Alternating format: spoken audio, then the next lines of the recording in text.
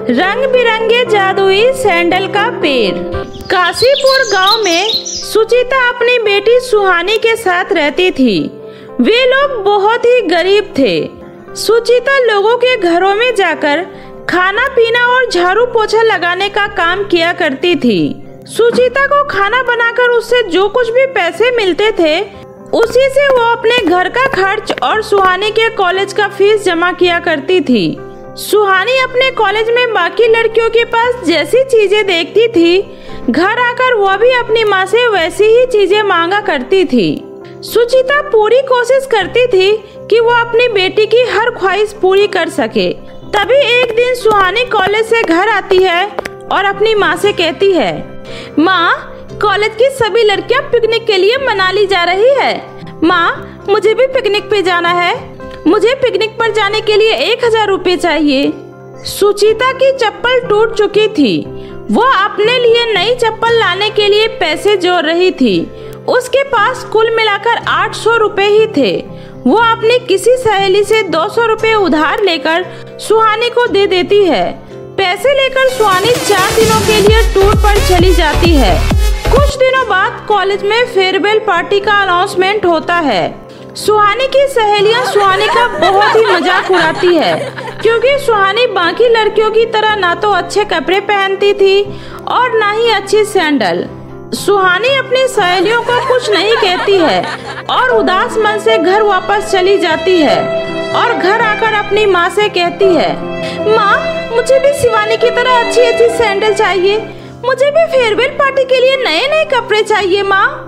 तभी सुचिता अपनी बेटी सुहानी को समझाती है, सुहानी बेटा, हमारे पास जितना है तुम उतने में ही खुश रहना सीख लो बेटी।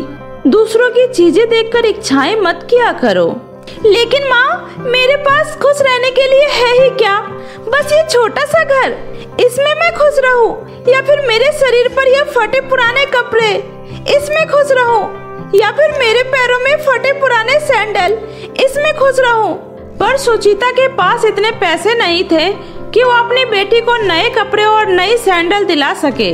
इसलिए वह सुहानी से कहती है, बेटा, अभी मेरे पास पैसे नहीं है कि मैं तुम्हें नए कपड़े और नए सैंडल दिलवा सकूं। तो कुछ दिन और रुक जा, फिर मैं पैसे जमा करके तुम्हें नए कपड़े और नए सैंडल दिलवा दूंगी। लेकिन सुहानी जिद करके ही बैठी थी।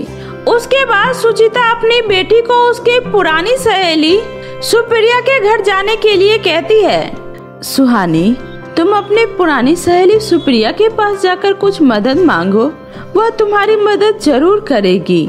सुप्रिया सुहानी की पुरानी सहेली थी। जब सुचिता सुप्रिया के घर पर खाना बनाने जाती थी तब वो अपनी बेटी सुहानी को अपने साथ लेकर जाया करती थी। इसलिए सुप्रिया और सुहानी बचपन के अच्छे दोस्त थे। सुप्रिया के पिता एक बिजनेसमैन थे और उन्हें अपने बिजनेस के कारण दूसरे शहर में शिफ्ट होना पड़ा। जब से सुप्रिया और सुहानी दोनों अलग हो गए। सुहानी सुप्रिया से मिलती है। सुप्रिया सुहानी को देखकर बहुत ही खुश हो जाती है, क्योंकि वे दोनों बचपन के बहुत ही अच्छे दोस्त थे और दोनों काफी समय बाद मिले थे। तभी सुप्रिया सुहानी से बोलती है, सुहानी, हम बहुत समय बाद मिल रहे हैं। मुझे तुमसे मिलकर बहुत ही अच्छा लगा। हमारा बचपन कितना अच्छा था ना। फिर दोनों मिलकर बहुत सारी बातें करते हैं। फिर सुहानी सुप्रिया को अपने कॉलेज की सारी बातें बताती है। सुप्रिया, मेरे कॉलेज में फेयरवेल पार्टी है। क्या तुम मुझे अपनी कोई सी भी एक ड्रेस और एक सैंडल दे सकती हो? मैं तुम्हें फेयरवेल पार्टी के बाद सही सलामत लौटा दूंगी। अरे हाँ हाँ, क्यों नहीं सुहानी, इसमें पूछने की क्या जरूरत है? जो मेरा है वो तुम्हारा ही तो है। उसके बाद सुप्रिया अपनी सारी सैंडल सुहानी को दिखाती है और सुहानी से बोलती है, सुहानी, इसमें से जो तुम्हें पसंद है तुम वो ले लो। तभी सुहानी की नजर एक चमचमाती हुई सैंडल पर जाती है। सुहानी उस सैंडल की तरफ इशारा करते हुए कहती है, सुप्रिया, मुझे तुम्हारी ये वाली सैंडल चाहिए। हाँ हाँ, कोई बात नहीं, ले लो। उसके बाद सुहानी उस सैंडल को अपने पैरों में पहनकर अपने घर के लिए निकल जाती है। लेकिन रास्ते में घर जाने के लिए वह जिस ऑटो पर बैठती है वह ऑटो वाला चोर निकल जाता है। वह सुहानी को बेहोश करके उसकी चमचमाती हुई सैंडल चुराकर भाग जाता है और सुहानी को सड़क किनारे एक पेड़ के नीचे छोड़ देता है। जब सुहानी को होश आता है तो वो खुद को एक पेड़ के नीचे पाती है। जब सुहानी अपने पैरों में सैंडल को नहीं देखती है तो वो जोर जोर से रोने लगती है। हे भगवान, मेरी वो सैंडल कहाँ गई और ये ऑटो वाला मेरी चमचमाती सैंडल चुरा कर ले गया। अब मैं वो सैंडल सुप्रिया को कैसे वापस करूंगी? अब मेरी माँ इतने पैसे कहाँ से लाएगी कि मैं उसे नई सैंडल खरीद कर वापस कर सकूं? तभी उसी रास्ते से एक बूढ़ी अम्मा गुजर रही थी। सड़क पर ज्यादा गाड़ियां चलने के कारण वह सड़क पार नहीं कर पा रही थी। तभी सुहानी अपनी आंसू पोंछकर उस बूढ़ी अम्मा के पास जाती है। चलो अम्मा, मैं आपको सड़क पार करा देती हूँ। सड़क पार करने के बाद बूढ़ी अम्मा सुहानी से बोलती है, धन्यवाद बिटिया, भगवान तुम्हारा भला करेगा। सुहानी बहुत ही दुखी होती है, इसलिए वह उस बूढ़ी अम्मा को कुछ जवाब नहीं देती है। लेकिन वह बूढ़ी अम्मा सुहानी को रोता हुआ देख लेती है। तभी वो सुहानी से पूछती है, क्या हुआ बेटी, तुम रो क्यों रही थी? मुझे बताओ, शायद मैं तुम्हारी कुछ मदद कर सकूं। नहीं अम्मा, आप मेरी मदद नहीं कर पाएंगी, लेकिन फिर भी अगर आप इतना पूछ रही हैं तो मैं आपको बता देती हूँ। सुहानी उस बूढ़ी अम्मा को अपनी सारी दुख भरी कहानी सुनाती है। यह सब सुनने के बाद वह बूढ़ी अम्मा सुहानी से कहती है, बेटी, क्या तुम मुझे मेरे घर तक छोड़ सकती हो? ठीक है अम्मा, चलिए मैं आपको घर तक छोड़ देती हूँ। उस बूढ़ी अम्मा को उसके घर तक छोड़ने के बाद सुहानी उस बूढ़ी अम्मा से कहती है, अम्मा, क्या आप यहाँ पर रहती हैं? हाँ बिटिया, मैं यही रहती हूँ। आओ बिटिया, अंदर आ जाओ। सुहानी उस बूढ़ी अम्मा के साथ उसके घर के अंदर जाती है। तभी वह बूढ़ी अम्मा सुहानी से कहती है, बेटी, तुम बहुत ही अच्छी और नेक दिल लड़की हो। सड़क पार करने में मेरी मदद कोई नहीं कर रहा था, लेकिन तुमने मेरी मदद की। अब मैं तुम्हारी एक मदद करना चाहती हूँ। तुम रुको बेटी, मैं अभी आई। उसके बाद बूढ़ी अम्मा अपना बक्सा खोलती है और उसमें से एक पोटली निकालती है और वह पोटली सुहानी को देते हुए कहती है, बेटी, तुम इस पोटली को अपने पास रखो। इसके अंदर एक सुनहरा बीज है, तुम उसको अपने आंगन में लगा देना, फिर तुम्हारी सारी परेशानी खत्म हो जाएगी बेटी। सुहानी को बूढ़ी अम्मा की बातों पर यकीन नहीं होता है, लेकिन फिर भी वो उनका दिल रखने के लिए उस पोटली को अपने साथ लेकर अपने घर आ जाती है और बूढ़ी अम्मा के कहे अनुसार पोटली के अंदर मौजूद सुनहरे बीज को अपने आंगन में लगा देती है और दुखी होकर अपने घर के अंदर चली जाती है। तभी उसकी माँ उससे कहती है, क्या हुआ बेटी, तू तो सुप्रिया से सैंडल लेने गई थी ना? क्या उसने तुझे सैंडल नहीं दी? अपनी माँ के पूछने पर सुहानी रोते हुए उन्हें सारी बातें बता देती है और बहुत दुखी होती है। माँ, अब मैं सुप्रिया को इतनी महंगी सैंडल कैसे लौटा पाऊंगी? मुझे बहुत डर लग रहा है माँ। तू चिंता मत कर बेटा, जो होना था वो तो हो गया। मैं जमींदार जी से उधार लेकर तुझे पैसे दे दूंगी, तो उसी से ही सैंडल खरीद कर सुप्रिया बेटी को लौटा देना। लेकिन माँ, जमींदार तो बहुत ही खड़ूस है, वो हमें बिल्कुल उधार नहीं देगा। एक बार बात करने में हर्ज ही क्या है? मैं कल ही जमींदार के पास जाऊंगी, तू चिंता मत कर, अभी तू सो जा।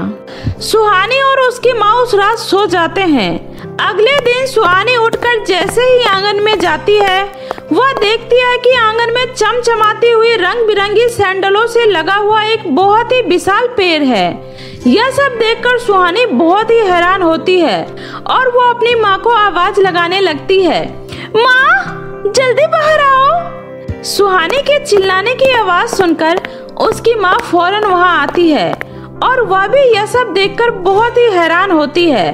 तभी सुहानी कहती है, माँ, मैंने आपको बताया था ना कि मुझे एक बूढ़ी अम्मा मिली थी। मुझे लगा वो बूढ़ी अम्मा मुझसे यूं ही कुछ कह रही है, लेकिन उनकी बात तो सच निकली। अब मैं सुहानी को उसकी सैंडल वापस कर पाऊंगी और बाकी की सारी सैंडलों को बेचकर हमारे पास पैसे भी आ जाएंगे। यह सब देखकर सुहानी और उसकी माँ बहुत ही खुश होते हैं और उस पेड़ से सारी सैंडल तोड़ लेते हैं। सबसे पहले सुहानी उनमें से वह वाली सैंडल उठाती है जो उसे सुप्रिया की सैंडल की तरह दिख रही थी। वह बहुत ही खुश होती है और मन ही मन उस बूढ़ी अम्मा को धन्यवाद करती है।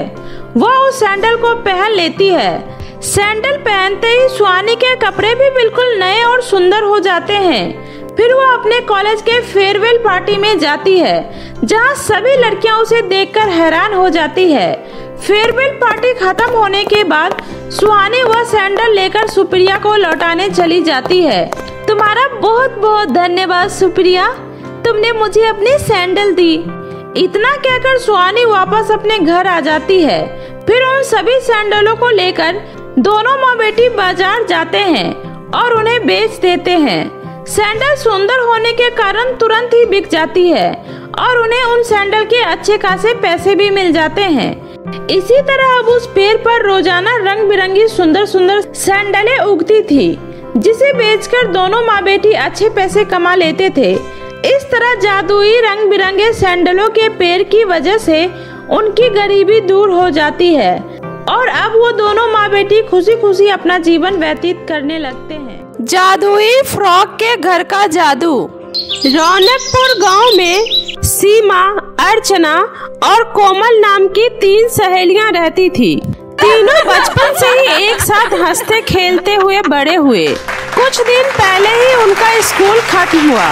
वह तीनों अब कॉलेज में आ गई थी, लेकिन तीनों की दोस्ती अभी भी बरकरार थी। अर्चना के घर की हालत तीनों दोस्तों में थोड़ी सी खराब थी, लेकिन अर्चना के पास पैसे नहीं थे तो क्या हुआ, उसका दिल बहुत बड़ा था। वो हर वक्त मजबूर और बेसहारा लोगों की मदद किया करती थी। उसके पास जितना था उतने में ही वह लोगों की मदद करने की कोशिश करती थी। ऐसे ही दिन बीत रहे थे। एक दिन सीमा अपना होमवर्क लाना भूल जाती है। टीचर होमवर्क न लाने की वजह से पिटाई करती थी। इस बात से सीमा को बहुत डर लग रहा था। वह डर के मारे कांप रही थी। सीमा की यह हालत अर्चना से देखी नहीं गई और उसने उसे टीचर की मार से बचाने के लिए अपना होमवर्क सीमा को दे दिया। तभी क्लास में टीचर आ जाती है। अर्चना, चलो अपना होमवर्क दिखाओ। आई एम सॉरी टीचर, दरअसल मैं अपना होमवर्क लाना भूल गई। अच्छा बहाना है, अब पिटाई खाने के लिए भी तैयार हो जाओ। उसके बाद अर्चना सीमा के हिस्से की पिटाई भी खुद ही खा लेती है। स्कूल में तो सीमा और कोमल अच्छा खाना खा लिया करती थी, लेकिन अर्चना नमक रोटी से ही अपना पेट भर लिया करती थी। ऐसे ही कुछ दिन बीत जाता है और अर्चना का बर्थडे आता है। अर्चना गरीब थी, इसलिए उसके पास ज्यादा अच्छे कपड़े नहीं थे। अर्चना का फटा हुआ कपड़ा देखकर सीमा और कोमल मिलकर अर्चना को एक सुंदर सा फ्रॉक गिफ्ट करने का प्लान बनाते हैं। हाँ कोमल, तुमने बिल्कुल सही कहा। हमें अर्चना को एक बहुत सुंदर सा फ्रॉक गिफ्ट करना चाहिए। फ्रॉक को देखकर वो बहुत ही ज्यादा खुश होगी। उसके बाद सीमा और कोमल ने जो कुछ भी पैसे जमा किए वह उन पैसों को लेकर एक बहुत बड़ी दुकान में गई। चूँकि सीमा और कोमल ने अपने पॉकेट मनी से ज्यादा पैसे इकट्ठे नहीं किए थे, इसलिए बड़ी दुकान से वो फ्रॉक नहीं खरीद पाई। उसने बहुत सारे दुकानों में जाकर पता किया, लेकिन हर जगह फ्रॉक बहुत ही महंगे थे। कोमल, अब हम क्या करें? मुझे तो लगता है अर्चना को हम फ्रॉक गिफ्ट नहीं कर पाएंगे। हाँ, तुम सही कह रही हो। हमारे इतने कोशिश करने के बाद भी हम अर्चना के लिए कुछ भी नहीं कर पा रहे हैं। हम उसे एक छोटा सा तोहफा भी नहीं दे पा रहे हैं। वे लोग ये बातें कर ही रहे थे कि तभी सीमा को एक दुकान दिखाई देता है जिसके ऊपर लिखा था जादुई फ्रॉक की दुकान। वो देखो सीमा, चलो उस दुकान में चलकर पता करते हैं, शायद वहाँ हमारे बजट का कुछ मिल जाए। उसके बाद वो दोनों सहेलियां खुशी खुशी उस जादुई दुकान में चली गई। तभी उसे वहाँ एक बहुत ही सुंदर फ्रॉक दिखाई दिया। आंटी, ये रेड वाली फ्रॉक कितने की है? बेटा, वैसे तो इस फ्रॉक की कीमत 2000 है, लेकिन मेरी दुकानों की सारी चीजें जादुई है, इसलिए यह फ्रॉक आपको 5000 की मिलेगी। अच्छा। फ्रॉक की कीमत सुनकर सीमा और कोमल दोनों निराश हो जाती है। तभी वो दुकान वाली कहती है, अरे तुम दोनों उदास क्यों हो गए? आंटी, दरअसल बात ये है कि हमें अपनी सहेली के लिए एक फ्रॉक खरीदनी है, क्योंकि उसके पास अच्छे कपड़े नहीं है ना। लेकिन हम दोनों अपने पॉकेट मनी से ज्यादा पैसे इकट्ठे नहीं कर पाए। हमने कई दुकानों में पता किया, लेकिन सारे फ्रॉक बहुत ही महंगे हैं। हमें लगा शायद आपके यहाँ हमें कोई सस्ता सा फ्रॉक मिल जाएगा, लेकिन आपके यहाँ तो। अरे बेटा, उदास मत हो। तुम्हारे पास जितने पैसे हैं, तुम उतने पैसे देकर मुझसे ये फ्रॉक ले जा सकती हो, लेकिन बदले में तुम्हें मेरी एक बात माननी होगी। कौन सी बात? यही कि अब तुम दोनों को हंसना पड़ेगा। चलो अब हंसो। उस दुकान वाली आंटी की यह बात सुनकर सीमा और कोमल बहुत ही ज्यादा खुश होती है और वो आंटी को पैसे देकर अर्चना के लिए वो रेड फ्रॉक खरीद लेती है। वो फ्रॉक एक जादुई फ्रॉक था। इस बात की भनक ना तो सीमा को थी और ना ही कोमल को। उन दोनों ने दुकान वाली आंटी की बातों पर इतना ध्यान नहीं दिया था। सीमा और कोमल ने मिलकर अर्चना के लिए एक छोटा सा सरप्राइज प्लान किया था। अर्चना इन सब से बहुत ही ज्यादा खुश होती है। तभी सीमा और कोमल दोनों अर्चना को फ्रॉक भी गिफ्ट देती है। अर्चना फ्रॉक को देखकर बहुत ही ज्यादा खुश हो जाती है और खुशी के मारे उसके आंखों में से आंसू आ जाते हैं। जरूर मैंने पिछले जन्म में कोई बहुत अच्छे कर्म किए होंगे, जो मुझे इस जन्म में तुम जैसी सहेलियां मिली। तुम्हारा बहुत बहुत शुक्रिया मेरी दोस्त। बस भी कर, अब हमें रुलाएगी क्या? चल अब चलकर केक काटते हैं। अर्चना खुशी खुशी उस फ्रॉक को पहनकर केक काटती है। अर्चना पर वो फ्रॉक बहुत ही ज्यादा जच रहा था। अर्चना उस फ्रॉक में बहुत ही प्यारी लग रही थी। कुछ समय बाद उसकी सहेलियां उसका बर्थडे सेलिब्रेट कर अपने घर चली जाती है। अर्चना को इतने सुंदर फ्रॉक में देखकर अर्चना की माँ उससे कहती है, अरे अर्चना बेटा, तुम इतना सुंदर फ्रॉक कहाँ से लेकर आई हो? माँ, ये फ्रॉक तो मेरी सहेलियों ने मुझे बर्थडे पर गिफ्ट दिया है। देखो ना माँ, बहुत सुंदर है ना? हाँ बेटी, बहुत ही सुंदर फ्रॉक है। अर्चना फ्रॉक को पहनकर खाना खाने बैठती है। उसके खाने में जो सूखी रोटी और चटनी होती है, वह अर्चना के खाना छूते ही स्वादिष्ट पकवान में बदल जाता है। यह देखकर अर्चना और उसकी माँ दोनों ही बहुत ही ज्यादा हैरान हो जाते हैं और खुश भी होते हैं। उसके बाद वे लोग खुशी खुशी स्वादिष्ट पकवान खाते हैं। उसके बाद वे सभी सोने चले जाते हैं। अर्चना जैसे ही जमीन पर बिछी चटाई पर सोती है, तभी उसका चटाई एक बहुत ही खूबसूरत बेड में बदल जाता है। अरे ये सब क्या हो रहा है मेरे साथ, और कैसे हो रहा है? उधर वह खाना इतना स्वादिष्ट हो गया और अब ये मेरा बिस्तर भी इतना सुंदर बेड में बदल गया। कहीं ये सब इस जादुई फ्रॉक की वजह से तो नहीं हो रहा? शायद मेरा ये फ्रॉक जादुई है। अर्चना अपने फ्रॉक को फिर से एक बार आजमाने के लिए अपने घर के चूल्हे को छूती है।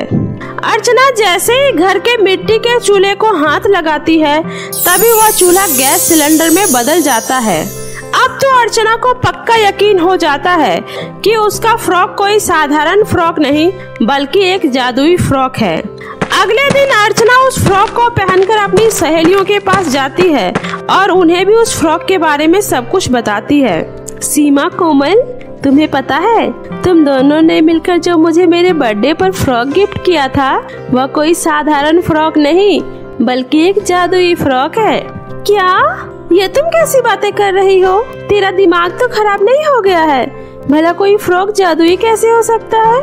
हाँ, मेरा यकीन करो तुम दोनों, मैं सच कह रही हूँ।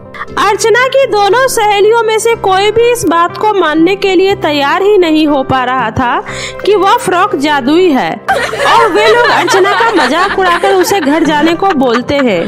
अर्चना उदास मन से घर चली जाती है। ऐसे ही कुछ महीने बीत जाते हैं और बरसात का मौसम आ जाता है। अर्चना अपने परिवार सहित बेघर हो जाती है।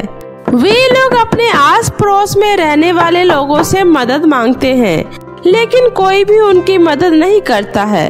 काकी, कोई तो दरवाजा खोलो, मेरा घर टूट गया है, मुझे एक रात अपने घर में रहने दे दो प्लीज काकी, बाहर बहुत बारिश हो रही है, दरवाजा खोलो।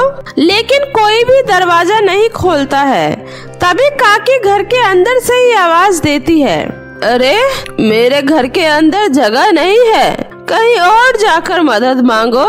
इसी तरह से अर्चना कई घर के दरवाजे पर जाकर उनसे मदद मांगती है, लेकिन कोई भी उनकी मदद नहीं करता है। अंत में अर्चना को याद आता है कि उसके पास तो जादुई फ्रॉक है। अर्चना भागकर अपने घर के अंदर जाती है और किसी तरह से टूटे फूटे घर में से अपना फ्रॉक ढूंढकर निकालती है और फिर उस फ्रॉक से कहती है, हे जादुई फ्रॉक, अब तुम ही मेरी आखिरी आस हो, अब तुम ही मेरी मदद कर सकती हो। भला इतनी तेज बरसात में हम सब कहाँ जाएंगे? प्लीज जादुई फ्रॉक हमारी मदद करो। अर्चना के इतना कहते ही उस फ्रॉक से तेज रोशनी निकलती है और उसी जगह पर एक बहुत ही आलीशान फ्रॉक का घर बनकर तैयार हो जाता है। यह देखकर अर्चना खुशी खुशी अपनी माँ के साथ उस घर के अंदर जाती है। अंदर जाने के बाद वह देखती है कि उस घर के अंदर उसकी जरूरत का सारा सामान पहले से ही रखा हुआ है। अर्चना यह सब देखकर बहुत ही ज्यादा खुश होती है और जादुई फ्रॉक का धन्यवाद करती है। जादुई फ्रॉक, आपका बहुत बहुत शुक्रिया। अगर आज आप मेरी जिंदगी में नहीं होते तो न जाने मेरी जिंदगी कितनी मुसीबतों से कटती। आपका ये एहसान हम जिंदगी भर नहीं भूलेंगे। अगले दिन अर्चना की दोनों सहेलियां उसके घर आती है तो वह उसके घर के जगह आलीशान फ्रॉक के घर को देखकर हैरान रह जाती है। सीमा, क्या ये हमारी दोस्त अर्चना का घर है या फिर कहीं हम दोनों रास्ता तो नहीं भटक गए ना? नहीं नहीं कोमल, यह हमारी दोस्त अर्चना का ही घर है। इतने में अर्चना घर से बाहर आती है और कहती है, मैंने कहा था ना, तुमने मुझे जो फ्रॉक दिया है वो जादुई है और यह सब उसी जादुई फ्रॉक के जादू की वजह से हुआ है। इसके बाद अर्चना अपनी दोनों सहेलियों को फिर से अपनी सारी बातें बताती है। यह सब सुनकर सीमा और कोमल भी बहुत खुश होती है। अरे हाँ, याद आया, उस दुकान वाली आंटी ने कहा था हमारी दुकान की सभी चीजें तो जादुई है, पर हमने उनकी बातों का यकीन नहीं किया, पर आज मुझे यकीन हो गया और मैं यह सब देखकर बहुत ही खुश हूँ। हाँ अर्चना, मैं भी तुम्हें इतना खुश देखकर बहुत ही ज्यादा खुश हूँ और इस जादुई फ्रॉक की सही मायने में असली हकदार भी तुम ही हो। और देखो, ये फ्रॉक तुम्हें मिल गया। उस दिन से तीनों सहेलियां खुशी खुशी रहने लगती है और साथ में अर्चना का भी जीवन उस जादुई फ्रॉक की वजह से बहुत ही अच्छे से गुजरने लगता है। तो मेरे प्यारे दोस्तों, कैसी लगी आपको मेरी ये कहानी? मुझे कमेंट करके जरूर बताएं। कहानी अच्छी लगी हो तो इसे अपने दोस्तों के साथ भी शेयर करें। और हाँ दोस्तों, अगर आपने अब तक मेरे चैनल जादुई टीवी को सब्सक्राइब नहीं किया है तो जल्दी से नीचे लाल बटन दबाकर अभी सब्सक्राइब कर ले। तो मिलती हूँ ऐसे ही फिर किसी नई मजेदार जादुई कहानी के साथ। तब तक अपना ध्यान रखें। बाय बाय दोस्तों।